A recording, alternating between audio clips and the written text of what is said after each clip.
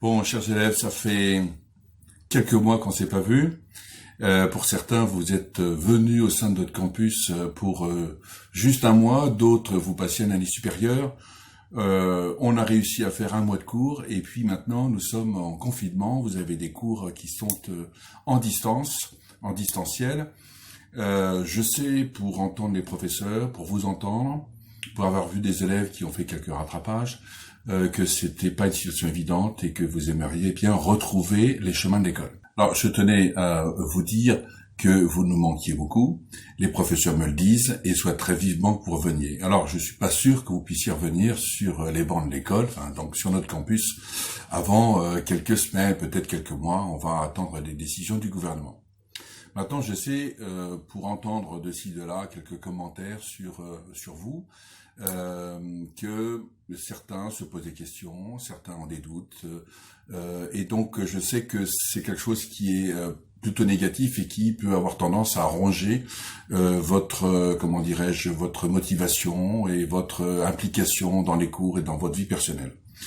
Mon intervention a pour but essentiel, c'est de vous aider à passer ce cap, parce que il faut absolument que vous passiez ce cap.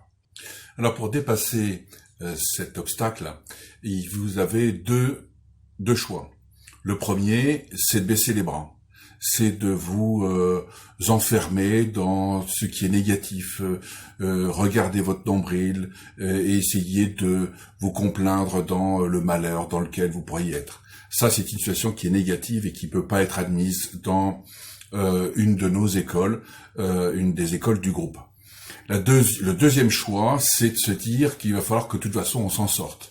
C'est de se battre. Il va falloir que vous vous battiez. Il va falloir qu'on se batte tous ensemble. Alors pour vous aider à vous battre, j'ai deux solutions, j'ai deux points à développer avec vous. Le premier, c'est qu'il va falloir que vous arriviez à relativiser la situation dans laquelle vous vous trouvez, nous nous trouvons. Essayez de vous transporter dans 1 an, dans 2 ans, dans 3 ans. Quel regard aurez-vous sur la situation qui nous arrive? Déjà, ça va vous permettre de vous dire il y a de l'avenir et de toute façon, il y a des mois qui vont arriver et des années qui vont arriver. Donc, ça vous permet de vous dire que vous avez de l'espoir et qu'il va falloir trouver des solutions pour s'en sortir. Ça, c'est le premier point. Le deuxième point, c'est qu'il va falloir que vous recherchiez des objectifs à vous fixer dans votre vie d'étudiant, votre vie personnelle, votre vie professionnelle dans le cadre de l'alternance. Et ces deux points, en fait, il va falloir les comparer à une petite lumière que vous pourriez mettre dans une pièce. Si vous prenez le cas d'une bougie, qui a priori n'éclaire pas beaucoup, vous pouvez vous remarquer que si vous la mettez dans une pièce, même une très grande pièce, vous verrez qu'elle éclaire en fait et finalement toute la pièce. Donc c'est ce que je vous demande de faire en recherchant un objectif, un élément à faire et sur lequel vous allez vous appuyer. Après, troisième point, je voudrais quand même vous poser une question. Et c'est la même que je vous ai posée lors de la réunion de rentrée. Qu'est-ce que vous êtes venu faire ici? Quel est votre objectif? Votre objectif principal, c'est de faire un de nos programmes, donc une de nos écoles, de suivre une de nos écoles, pour avoir un emploi à la fin de ce programme.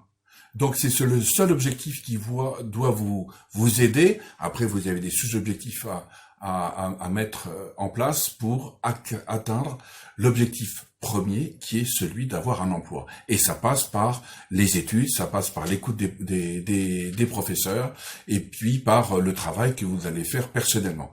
Donc c'est le seul point qui doit vous permettre d'aller le plus loin.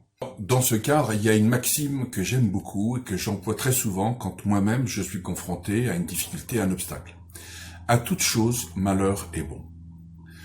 Ça veut dire que quand il vous arrive une difficulté, vous avez deux solutions, soit vous êtes écrasé et vous soumettre à cette difficulté, soit vous dire, tiens, finalement, j'ai cet obstacle, est-ce que je ne peux pas en tirer quelque chose de positif? Donc, essayez de trouver les moyens, dans cette situation, de trouver des éléments positifs à cette situation. C'est d'ailleurs ce que nous avons fait au sein du campus, puisque comme vous n'êtes pas là, on a pu procéder à quelques améliorations de ce campus, et je reviendrai là-dessus par écrit. Et dans le cadre de ceux qui recherchent une entreprise, là aussi, c'est un moment extrêmement fort où vous êtes seul.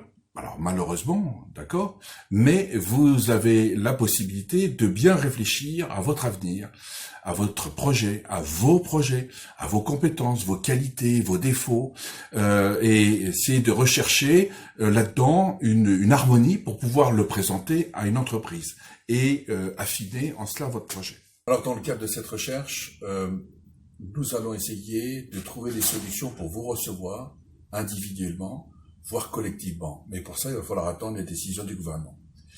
J'ai terminé pour cette intervention. Je voulais vous souhaiter tous mes vœux de bonheur, de réussite dans cette année 2021. Réussite à titre personnel, à titre professionnel. N'oubliez pas que cette année, c'est 12 mois. On a déjà entamé un premier mois et que l'avenir, eh bien, sera plutôt joyeux. On est proche du printemps, bientôt l'été. Ces quelques mois, ça va aller très vite. On va passer cette épidémie, on va se retrouver. Et je serai très heureux de vous retrouver sur ce campus qui est vide d'étudiants. Et ça, trouve ça insupportable. Donc venez vite. Et dès qu'on peut, on vous rappelle. Écoutez, à bientôt et tous mes vœux encore pour cette nouvelle année.